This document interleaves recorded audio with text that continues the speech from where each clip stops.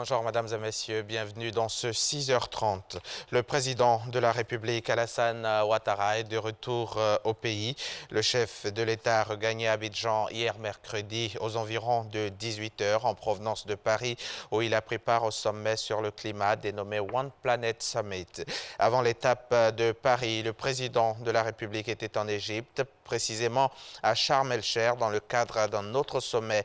Il s'agit de la deuxième édition du Forum Africa 2017 qui a réuni autour du président égyptien Abdel Fattah al-Sisi 4 autres chefs d'État africains pour parler de l'avenir du continent à travers la jeunesse. Le ministre des Infrastructures économiques, Amédée Kouassi, était hier mercredi sur le chantier de l'échangeur de l'amitié ivoiro-japonaise dans la commune de Treichville. Il est allé s'enquérir de l'état d'avancement des travaux, mais surtout échanger avec les constructeurs de l'ouvrage relativement aux désagréments que ces travaux causent au trafic routier. Jean-Louis Gbangbo.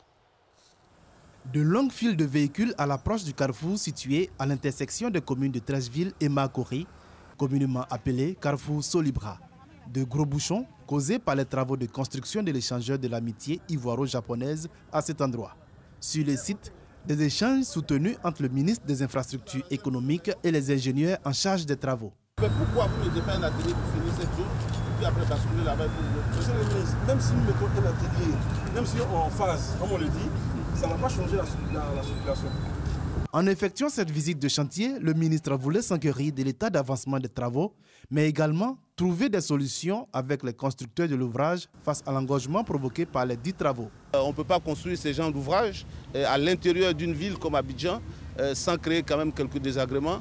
Nous sommes venus constater que ces désagréments sont certes importants, mais nous allons apporter le soin qu'on peut pour pouvoir corriger ce qu'on peut corriger. Prévu pour être livré en octobre 2019, cet échangeur devrait permettre de fluidifier le trafic routier entre les zones sud et nord de la capitale abidjanaise. Un trafic estimé à plus de 130 000 véhicules par jour. Sachez qu'un vaste programme d'entretien routier est en cours d'exécution dans toutes les régions de Côte d'Ivoire, lancé depuis le mois d'octobre de cette année 2017. Ce programme a pour objectif la sécurisation des routes bitumées en termes de visibilité et surtout leur durabilité. Le gouvernement finance cette opération à hauteur d'1 milliard de francs CFA et offre ainsi l'occasion aux populations des localités que traversent les routes bitumées d'obtenir un emploi moyen de relèvement économique. C'est ce que nous dit notre reporter Eugène Atoubé. Yamoussoukro Boiflé d'Aloa. Emprunter ces tronçons en leur état actuel relève d'un parcours du combattant. Sur ces routes bitumées réhabilitées il y a à peine 2 ans, les avis des techniciens sont tranchés. La chaussée que vous voyez est composée de 4 couches. Si la chaussée est fatiguée, qu'on ne fait pas une reprise de ces couches-là, alors la réparation ne peut pas tenir longtemps. Lorsque le débroussaillement des accotements n'est pas fait, l'eau superficielle de ruissellement va stagner quelque part sur la chaussée. Lorsque l'eau stagne, elle cherche à s'infiltrer. Et lorsqu'elle s'infiltre, alors les couches sous-jacentes vont être atteintes et les dégradations vont commencer.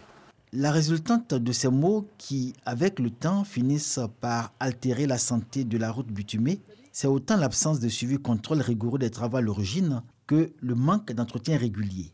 Conséquence, nos routes ont perdu de leur superbe. On peut aussi remarquer ces dépotoirs et ces lieux de repos éternels qui agressent les routes bitumées. Autant de marques de l'action de l'homme qui, ignorance coupable, semble lui-même n'en avoir pas conscience. À Gonaté, il n'y a pas un coin où on doit verser les ordures. C'est pour ça que les femmes se mettent toujours en tête pour venir verser les ordures dans la rue. Plusieurs fois, nous avons mené des campagnes pour sensibiliser nos mamans, nos femmes, pour aller un peu plus loin. Mais souvent, c'est nuitamment ou bien très tôt, elles viennent de verser.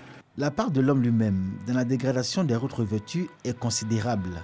Et conjuguée avec l'effet des intempéries, c'est dans un profond coma qu'on les plonge, comme décrié par ses usagers, rencontrés entre Boiflé et Daloa. 3 semaines en arrière, on ne pouvait pas passer là. Tout ça était des herbes. Donc quand tu fais un faux pas, ce sont des bois ou bien les piquants qui t'accueillent. Donc nous sommes obligés de rouler au milieu du goudron. Et maintenant, là, la route est dégagée. Les jeunes gens se portent volontiers pour débroussailler, Bon, on ne peut que les encourager et leur dire merci pour notre sécurité. Les accotements sont en train d'être nettoyés. Nous en sommes très heureux et j'espère que ce nettoyage-là continue afin que les automobilistes et les usagers de la route soient en sécurité. Les travaux manuels pour renouer avec les bonnes habitudes de l'entretien régulier des routes bitumées de Côte d'Ivoire, comme du temps de la défunte TP. Depuis le temps colonial jusqu'aux années 1998, les travaux d'entretien routier ont été exécutés en régie.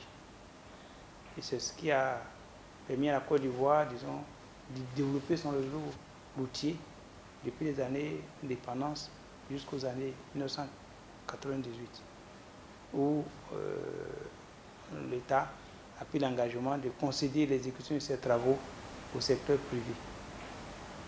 Donc nous envisageons élaborer, disons, un code routier pour définir, disons, le mode d'exploitation de nos infrastructures et les pénalités qui vont s'en suivre en cas de mauvaise utilisation des infrastructures. Des travaux manuels portent sur le débroussaillement des accotements et emprises, le désensablement, le curage des caniveaux, bus et dallos, la destruction des termitières et l'élagage des arbustes et arbres avec le concours des populations riveraines. C'est une activité à haute intensité et main-d'œuvre, et donc ça permet d'avoir des ressources par rapport à leurs besoins quotidiens. Et cette activité aussi, si ces jeunes sont organisés en coopérative, ça peut permettre d'avoir une activité qui peut être, parce que nous avons repris cette activité qui va s'exécuter chaque année. Nous sommes payés par contrat, au fait, c'est le mètre carré à 5 francs. Tout ce que nous demanderons de faire dans le courant de nos contrats, on est apte à pouvoir venir le faire pendant le temps qui a été donné. La route va retrouver un état acceptable, avec une visibilité acceptable, et elle pourrait durer, nous empêcher de venir refaire des travaux. 1 milliard de francs CFA, c'est le montant alloué aux travaux manuels. Une opération entrevue comme le nouveau mode d'entretien routier qui va donner aux routes revêtues en Côte d'Ivoire toutes les garanties de sécurité, la satisfaction des usagers, mais encore leur durabilité. Et il faut aussi le dire, sur les populations des localités que traversent les routes à revêtement, l'impact est considérable. Le programme d'entretien routier 2017 génère plus de 12 000 emplois, un véritable moyen de relèvement économique. Reportage signé Jeanne Toubé. Le bureau coordonnateur du système des Nations Unies en Côte d'Ivoire a lancé en 2015 un programme conjoint de réduction de la pauvreté dans la région de Sassandra. Le comité de pilotage du dit programme s'est réuni mardi 12 décembre dernier ici même à Abidjan et cette rencontre avait pour but d'évaluer l'impact de la mise en œuvre du projet d'action visant à réduire la pauvreté au sein de la population de la région du Sud-Ouest. Financé à hauteur de 2 milliards de francs CFA grâce à l'appui des partenaires au développement et de l'État de Côte d'Ivoire. Ce programme a favorisé l'insertion professionnelle de plus d'1 millier de personnes. Olivier Iriebi et Sidonie Davila. De nouvelles opportunités d'emploi sont disponibles pour les jeunes et femmes de la région de San Pedro, dans le sud-ouest de la Côte d'Ivoire. Près de 1400 emplois ont été créés dans le secteur agricole, avec notamment 22 projets dans le domaine de la production végétale, 6 dans la transformation et la commercialisation et 12 dans l'élevage. Aussi, 75 femmes sur 100 sont bénéficiaires du projet de réduction de pauvreté dans la région grâce à des fonds mis à leur disposition pour créer des activités génératrices de revenus. Initié par les partenaires au développement, ce programme financé à hauteur de 2 milliards de francs CFA est salué par les autorités locales. Nous allons poursuivre effectivement ces acquis et nous allons continuer à notre niveau de lutter contre la pauvreté en effectivement faisant une lutte équilibrée. Pour moi, ça a été une satisfaction totale. C'est pourquoi d'ailleurs nous saluons l'action du PNUD qui a bien voulu accéder à notre doléance de prolonger d'un trimestre encore le projet afin que nous puissions encore faire plus de bénéficiaires. Le coordonnateur résident du système des Nations Unies en Côte d'Ivoire exprime la volonté de sa structure d'apporter un appui aux populations vulnérables. La réunion de Saint-Pedro nous a permis de tester une approche, n'est-ce pas, qui a donné des résultats. Je pense qu'aujourd'hui, on nous a présenté les acquis de ce programme. On va tirer des leçons et des bonnes pratiques, n'est-ce pas, qui ont été testées dans la région, voir comment les répliquer dans d'autres, bien sûr, régions du pays. Plusieurs partenaires internationaux dont le Fonds de développement durable et la coopération espagnole, le PNUD, l'UNICEF, la FAO, sont engagés auprès de l'État de Côte d'Ivoire pour aider les populations à sortir de la précarité.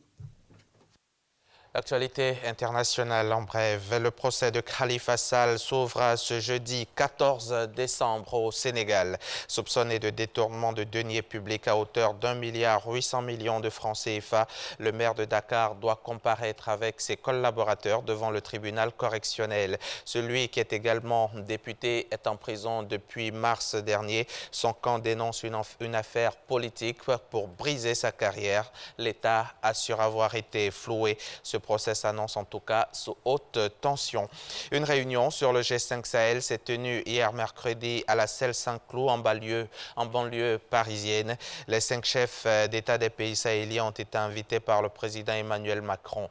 L'objectif, accélérer la mobilisation internationale autour de cette force conjointe de lutte contre le terrorisme dans le Sahel, avec au cœur des préoccupations la question d'un financement durable de cette force. C'est avec une certaine satisfaction qu'Emmanuel Macron a annoncé de nouveaux contributeurs financiers de la force G5 Sahel.